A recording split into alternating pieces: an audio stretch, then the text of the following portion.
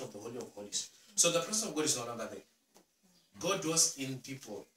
Amen. And you are the one who carries the presence of God to the place. So you don't go to church to go and seek God, to go and find God. You go to church to bring God. Amen. Amen. Amen.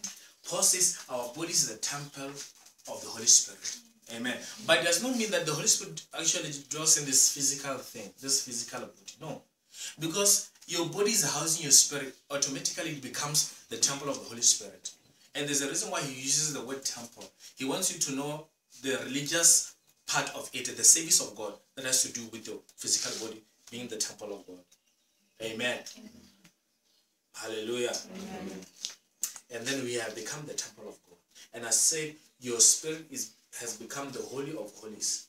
Amen. Amen. Where the Holy Spirit resides. And you have become the altar of God. Amen. Amen. Remember just when I was something some other time about you Pharisees are when they come but a gift before the altar. How is it a gift before the altar? But they think the gift is holy, but they don't understand how the gift is sanctified by the altar. So you have become the altar of God. That means you have become the sanctifier. Amen. You cannot say, me, I cannot go to this certain place, or witchcraft that are moving in the house, in the ceiling. I can't go there. Those people are oppressing me. Because you are the altar of God, the sanctified. When you get into the place, you sanctify the place. Amen. Amen.